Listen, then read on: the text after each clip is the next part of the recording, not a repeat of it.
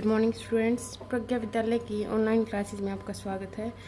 और आज हम यहाँ पर कक्षा 10वीं का सामाजिक विज्ञान का भूगोल विषय से अध्याय 1 करना शुरू करेंगे, जिसका लेक्चर फर्स्ट आज मैं आपको देने जा रही हूँ।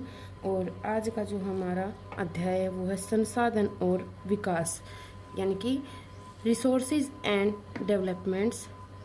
इस अध्याय में हम पढ़ेंगे कि संसाधनों का विकास मानव के लिए किस प्रकार आवश्यक है, संसाधन क्या है, संसाधन कितने प्रकार के हैं, वो हमारे लिए किस किस प्रकार से महत्वपूर्ण है, इन सब के बारे में हम इस अध्याय में विस्तार पूर्वक पढ़ेंगे। तो शुरुआत करते हैं।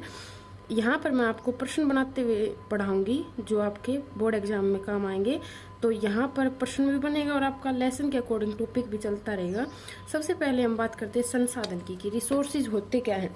हमारे पर्यावरण में उपलब्ध प्रत्येक वस्तु जो हमारी आवश्यकताओं को पूरा करने में प्रयोग की जाती है तथा जिनको बनाने के लिए हमारे पास प्रौद्योगिकी उपलब्ध है, वे सभी वस्तुएं संसाधन कहलाती हैं। यानी कि हमारे आसपास जो भी वस्तुएं हमारी आवश्यकताओं को पूरा करती हैं, आप अपने आसपास बहुत सी वस्तु देखते हैं जो आपकी आवश्यकताओं को पूरा करती है। सुबह से लेकर शाम तक आप इतनी सारी वस्तुओं का इस्तेमाल करते हैं, वो सारी क्या कहलाएंगी?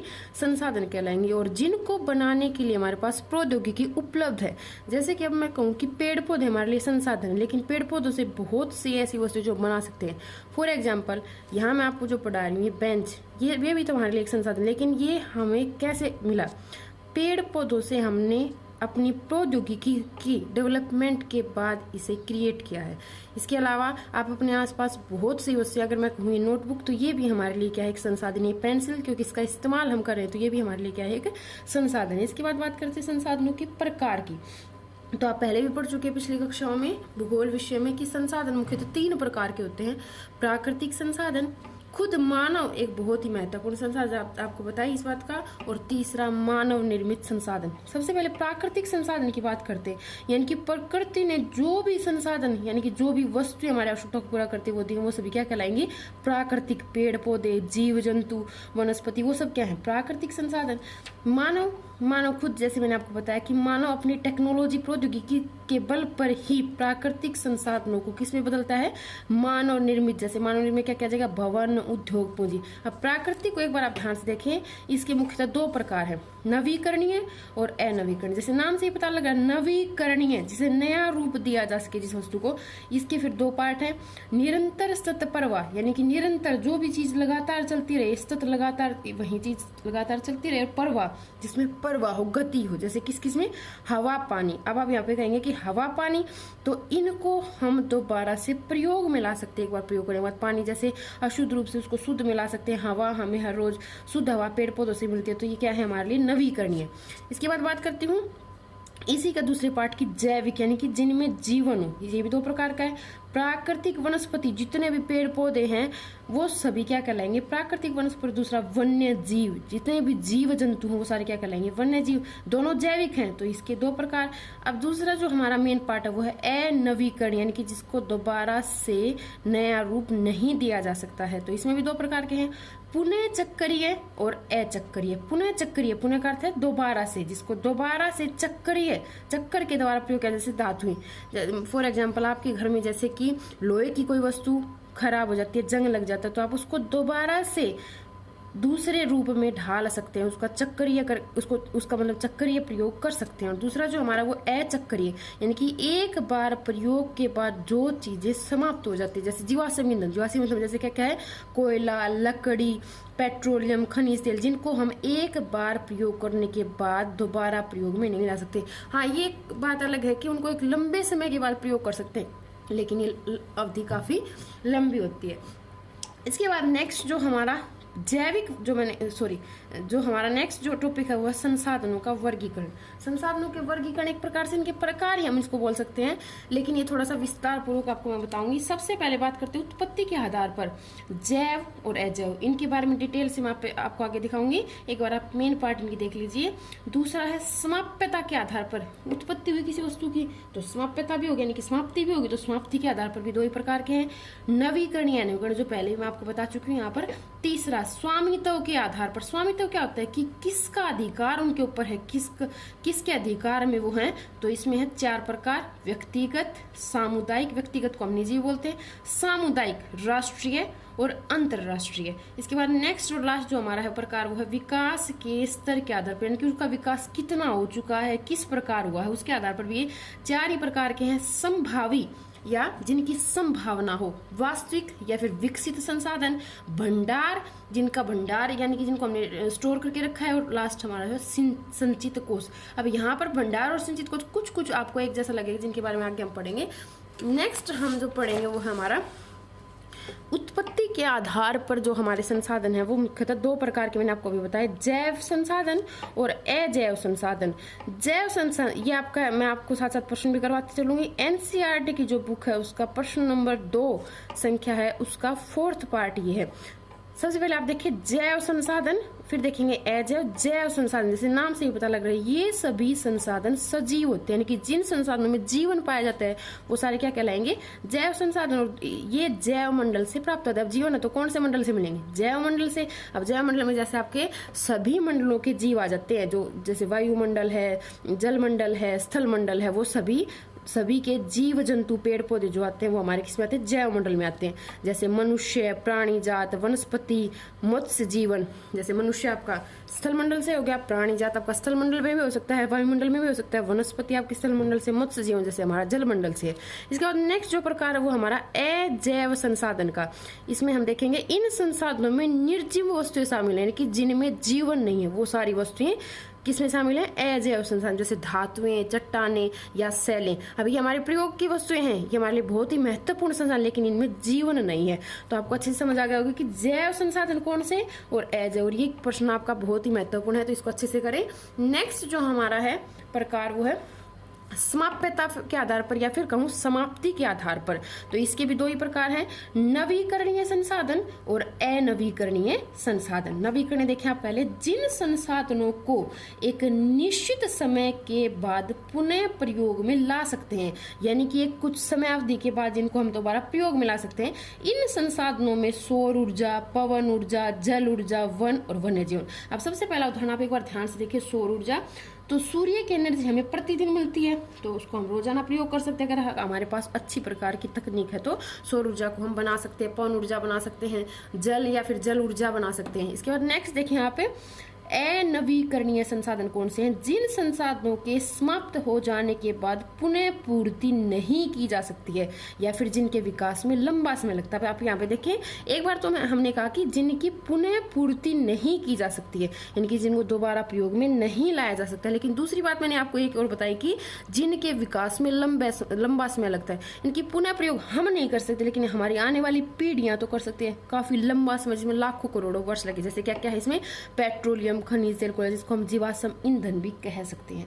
इसके बाद अनवीकरण को फिर से हमने 2 सब पार्ट में बांट लिया है, पुनः चक्रीय और अचक्रीय। पुनः चक्रीय कौन से होंगे, जिन संसाधनों को बार बार उपयोग में लाया जा सकता है, यानी कि ये एक बार इनकी गुणवत्ता है वो तो वापस नहीं आएगी, लेकिन इनको हम दोबारा प्रयोग में ला सकते हैं। इनमें मुख्यतः धातु आती हैं, जैसे कि लोहे से मैंने आपको पीछे भी बताया कि लोहे में अगर जंग लग जाए तो उस वस्तु को देकर हम दूसरी वस्तु बना सकते हैं, या फिर प्लास्टिक, पॉलीथीन या प्लास्टिक बैग कहें, या फिर मैं कागज की बात करूं तो आप इस नोटबुक से दूसरी नोटबुक, जैसे आप रफ नोटबुक बोलते हैं, वो आप बना सकते हो। दूसरा है अचक्रीय, यानी कि जिसका चक्रीय प्रयोग नहीं हो सकता है, जिन संसाधनों का हम एक बार प्रयोग करने के बाद दोबारा प्रयोग में नहीं ला सकते, जैसे कोयला, पेट्रोलियम। अब कोयले का तो आपको पता है, पेट्रोलियम का पता है, एक बार प्रयोग होने के बाद कोयले से क्या मिलेगी, राख, जो हमारे कोई उपयोग में, जिसको हम किसी उपयोग में नहीं ला सकते। अब नेक्स्ट जो 3rd हमारा पार्ट है वह स्वामित्व के आधार पर। अब स्वामित्व का एक बार आप अच्छे से समझे क्या होता है स्वामित्व, कि उस संसाधन पर किसका अधिकार है,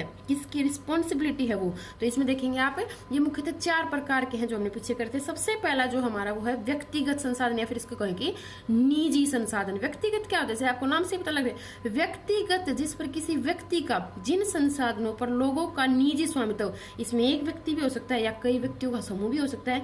जैसे गांव में लोगों के पास अपनी भूमि, मकान होता है, वो क्या है, एक व्यक्तिगत संसाधन है। इसके अलावा शहरों में लोगों के पास प्लाट हो सकता है, मकान हो सकता है उनका, या फिर कोई अन्य संपत्ति हो सकती है। तो ये सारे क्या कहलाएंगे, व्यक्तिगत संसाधन कहलाएंगे, क्योंकि इन पर किसी एक व्यक्ति का या आप कहेंगे एक परिवार के सदस्यों का जिनके ऊपर अधिकार है। अब नेक्स्ट जो हमारा इसी में स्वामित्व के आधार पर है वो हमारा जो है वो है सामुदायिक संसाधन। सामुदायिक संसाधन कौन से कहलाएंगे हमारे, इन संसाधनों पर किसी समुदाय के सभी सदस्यों का समान अधिकार होता है। यानी कि एक व्यक्ति का नहीं है ना, एक या दो व्यक्तियों के समूह का, ना एक परिवार का, एक समुदाय। समुदाय एक बहुत ही बड़ी चीज है। जैसे कि आप कहें कि गांव के सभी लोगों का, जैसे गांव में तालाब है, शमशान भूमि है, घास के मैदान है, इन सब के ऊपर सब या पूरे गांव का अधिकार होता है। अब तालाब हो सकता है, निजी भी हो सकता है, जैसे कुआं भी हम कह सकते हैं कि वो सामुदायिक भी हो सकता है और निजी भी हो सकता है। इसके बाद नगरीय क्षेत्रों में सार्वजनिक पार्क जैसे होते हैं, खेल के मैदान, ये सभी क्या हैं, ये सामुदायिक स्वामित्व वाले संसाधन होते हैं जिन पर किसी एक व्यक्ति का नहीं बल्कि एक समुदाय का अधिकार होता है। आपको अच्छे समझ आ गया होगा। नेक्स्ट जो हमारा है वो है इसका तीसरा पार्ट, राष्ट्रीय संसाधन। जैसे नाम से पता लग रहा है राष्ट्र का, जो किसी एक राष्ट्र के संसाधन है। वास्तव में सभी संसाधन राष्ट्र की संपत्ति होती है। यानी कि एक देश की सीमा के अंदर जितने भी संसाधन है वो सभी क्या कहलाएंगे, एक राष्ट्र की संपत्ति कहलाते हैं। देश की सरकार को कानूनी अधिकार है कि वह व्यक्तिगत संसाधनों को भी आम जनता के हित के लिए प्रयोग में ला सकती है। सॉरी, यहाँ पर क्या, प्रयोग में ले सकती है। अब मैं कहूं कि एक देश की सीमा के अंदर तो निजी भी हो सकते हैं और सामुदायिक भी, लेकिन वो सभी क्या कहलाएंगे, राष्ट्रीय ही कहलाएंगे, क्योंकि उनके ऊपर किसी एक देश का अधिकार। जैसे सड़कें, नहर, रेल लाइन व्यक्तिगत स्वामित्व वाले खेतों में बनी हुई है। अब सड़कें, नहरें, रेलें तो क्या कहते हैं, हम सामुदायिक कहते हैं इनको हम, लेकिन ये बनी हुई कहाँ पे है, व्यक्तिगत स्वामित्व वाले खेतों में तो बनी हुई है ना। जैसे कि मान लो आपके खेत में से कोई सड़क बिछनी है या फिर कोई नहर बनाई जा रही है, तो उसके लिए क्या करेंगे, आपकी जमीन वो ले सकते हैं, तो इनको हम क्या कहेंगे, राष्ट्रीय। अब आप सीधे शब्दों में अगर कहें तो क्या कहेंगे इसको, कि एक देश की सीमा के अंदर जितने भी संसाधन हैं, वो चाहे कुछ भी हो, वो सारे क्या कहलाएंगे, वो राष्ट्रीय संसाधन कहलाएंगे। इसके अतिरिक्त एक देश की सीमा के अंदर स्थित खनिज, जल, वन्य जीवन, और इसके अलावा और गौर से देखिए एक बार, समुद्र के अंदर भी 12 समुद्री मील, यानी कि अगर मैं कहूँ कि किलोमीटर में अगर देखें तो 22.2 किलोमीटर तक का महासागरीय क्षेत्र है। अब देश की सीमा तो है ही, सीमा के बाहर भी 12 समुद्री मील, जैसे कि अगर मैं कहूँ भारत की सीमा तट से लगती है, भारत का दक्षिणी भाग पूरा तट से घिरा हुआ है, तो 12 समुद्री मील तक सिर्फ हमारे देश का उसके ऊपर अधिकार है, वो हमारे क्या है, राष्ट्रीय संसाधन है। इसके बाद जो नेक्स्ट और लास्ट जो स्वामित्व के आधार पर, वो है अंतरराष्ट्रीय संसाधन। अब नाम से पता लग रहा है अंतरराष्ट्रीय, जिसके ऊपर किसी एक देश का अधिकार नहीं है। कुछ संसाधनों पर अंतरराष्ट्रीय संस्थाओं का नियंत्रण होता है, जैसे कि तट रेखा से 200 समुद्री मील के बाद के खुले महासागर। अब ये मैंने ऊपर बात की थी कि 12 समुद्री मील तक तो क्या होते हैं, राष्ट्रीय, लेकिन 200 समुद्री मील से आगे के जितने भी महासागर है, खुले महासागर है, उन सब पर किसी एक देश का अधिकार नहीं है, और उनका प्रयोग भी हम कैसे कर सकते हैं, इन अंतरराष्ट्रीय संस्थाओं की मतलब एक प्रकार से इनके परमिशन से हम इनका प्रयोग कर सकते हैं, इनका इस्तेमाल कर सकते हैं। जैसे कि समुद्र में आप कहेंगे कि क्या क्या संसाधन, जैसे मछलियां हैं, खनिज तेल है, या फिर मैं कहूँ कि ऊर्जा के स्रोत हैं जो हमें मिलते हैं, वो सारे हमारे क्या कहलाएंगे, अंतरराष्ट्रीय संसाधन कहलाएंगे। इसके बाद नेक्स्ट और लास्ट जो हमारा प्रकार है वो है विकास के स्तर के आधार पर, यानी कि उसका विकास संसाधन का किस प्रकार से हो उसके आधार पर। तो इसमें देखेंगे आप मुख्यतः इसमें भी 4 ही प्रकार हैं। सबसे पहला जो प्रकार है वो है संभावी संसाधन। जैसे नाम से पता लग रहा है संभावी, जिसकी संभावना है। ये वे संसाधन है जिनकी खोज तो हो चुकी है परंतु इनका उपयोग नहीं किया गया है, यानी कि इनकी हमने खोज तो कर ली है लेकिन अभी इनको हम इस्तेमाल नहीं कर पा रहे हैं क्योंकि हमारे पास इनके लिए उपयुक्त टेक्नोलॉजी या तकनीक नहीं है। जैसे राजस्थान और गुजरात में सौर ऊर्जा के विकास की अत्यधिक संभावना, ये तो हमें पता है कि राजस्थान और गुजरात में हम भरपूर मात्रा में सौर ऊर्जा बना सकते हैं, लेकिन उसकी संभावना है, लेकिन अभी तक इसका पूरी तरह विकास नहीं हुआ। कुछ हद तक हमने इसका विकास कर लिया लेकिन पूरी तरह से इसका विकास हम नहीं कर पाए, तो इसको हम क्या कहेंगे, संभावी संसाधन। इसको हम एक परिभाषा देंगे। नेक्स्ट जो हमारा है इसी का दूसरा प्रकार वो है विकसित संसाधन या फिर कहूं कि वास्तविक संसाधन, दोनों ही नाम इसको आप दे सकते हैं। विकसित जिसका विकास हो उसका, और वास्तविक जो वास्तव में हमारे पास है, वे संसाधन जिनका सर्वेक्षण किया जा चुका है और जिनकी मात्रा और गुणवत्ता का निर्धारण किया गया है, यानी कि जिनको हमने खोज लिया है और उनका प्रयोग भी हम करें, उनके प्रयोग के लिए हमारे पास उपयुक्त तकनीक भी है। जैसे कि मैं कहूँ कि भारत में लो एसक है, लो एसक है, उससे हम लो इस्पात बनाते हैं, तांबा है, जितने भी प्रकार के खनिज हैं जिनको हमने प्रयोग कर चुके हैं जिनको हम। इसके बाद नेक्स्ट और थर्ड पार्ट इसका है वो भंडार। ये वे संसाधन है जो मानव की आवश्यकताओं की पूर्ति कर सकते हैं। हमें इस बात का तो पता है कि ये हमारी आवश्यकताओं की पूर्ति कर सकते हैं, परंतु इनके विकास के लिए हमारे पास उपयुक्त तकनीक का अभाव है। जैसे जल 2 गैसों से बना है, 2 गैसों के यौगिक से बना है। हाइड्रोजन और ऑक्सीजन जो दोनों ही ज्वलनशील गैसों के यौगिक है, ये ऊर्जा का बहुत बड़ा स्रोत है, लेकिन इसके इस्तेमाल के लिए हमारे पास तकनीक नहीं है। नेक्स्ट और लास्ट जो हमारा प्रकार है वो है संचित कोष, यानी कि वे संसाधन या फिर यह संसाधन का भंडार का ही एक हिस्सा है जिन्हें तकनीकी ज्ञान से प्रयोग कर सकते हैं। लेकिन अब हम इनको प्रयोग कर सकते हैं, हमारे पास तकनीक भी कुछ हद तक है, लेकिन भविष्य की जरूरतों को ध्यान में रखते ऐसा नहीं किया जाता है। यानी कि इसमें और उसमें आप कहेंगे कि थोड़ा सा डिफरेंस है। इनके लिए हमारे पास तकनीक नहीं है, लेकिन हमें इनका पता है। इनका हमें पता है, तकनीक भी हमारे पास है, लेकिन हम इनको स्टोर करके रखते हैं, बचा के रखते हैं, ताकि आने वाली पीढ़ियां इनका प्रयोग कर सकें। जैसे मैं कहूँ कि हम बार बार कहते हैं कि जल को बचाओ, जल को बचाओ, तो जल को प्रयोग कर सकते हैं, हमारे पास तकनीक है, लेकिन हम उसको फिर भी बचा कर रखते हैं। जैसे इसके अतिरिक्त हमारे वन है, हमारे सिंचित कोष कहे जा सकते हैं। जैसे कि हम वनों से लकड़ी कुछ मात्रा में प्रयोग के लिए काटते हैं, वहाँ के वन्य जीवों का प्रयोग करते हैं, लेकिन उनको हम बचा कर भी रखते हैं। तो इसके बाद जो हमारा नेक्स्ट जो टॉपिक रहेगा इसी अध्याय का, वो रहेगा संसाधनों का विकास। मैं आशा करती हूँ कि आपको ये अच्छे से समझ आएगा, और साथ साथ आप इसके नोट्स भी बना सकते हैं, इसको कॉपी में उतार सकते हैं, ताकि आपको और भी अच्छे से ये समझ आ सके। धन्यवाद।